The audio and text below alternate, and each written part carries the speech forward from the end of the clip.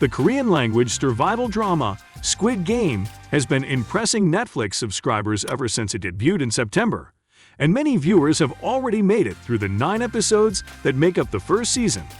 As fans try to sort out who died in Squid Game and who made it out alive, some have begun to examine the show for clues that might foreshadow the big twists viewers encounter at the end of Season 1. Squid Game tells a narrative in which people rarely turn out to be what they seem at the beginning.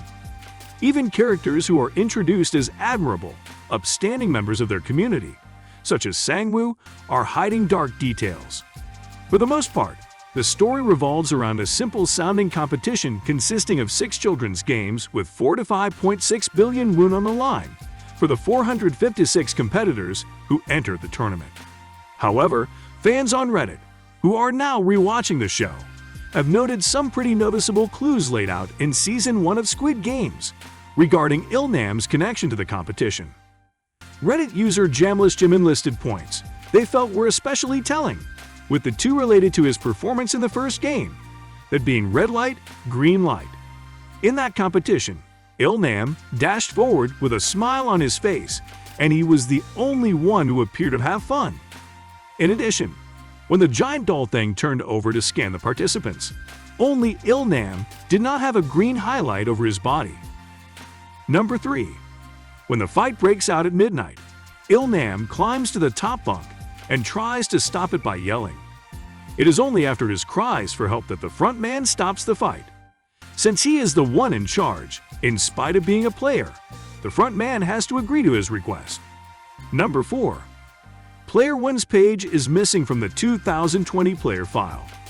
This is arguably the biggest clue that Player 1 is not a real player.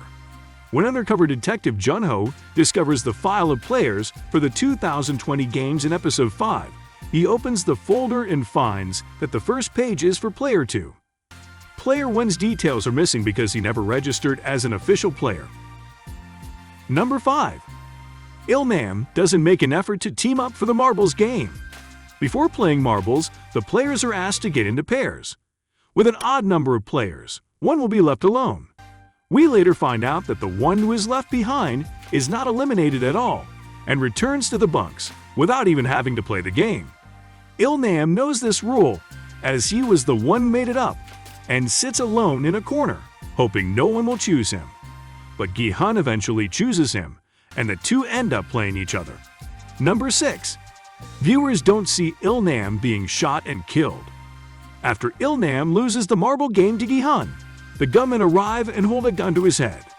As Gi-hun walks off, distraught that the old man is about to be killed, we hear a gunshot, but we do not actually see Il-nam die. Considering that Squid Game doesn't exactly shy away from the blood and gore of it all, it's a bit of a red flag. The decision not to show Il-nam being shot is a powerful one, as it makes the entire scene much more devastating. But as we all know in television, unless you see a dead body, the character is not confirmed to be dead.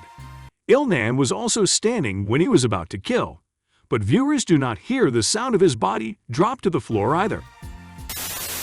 That's it for today's episode. Let me know your thoughts and theories in the comments below.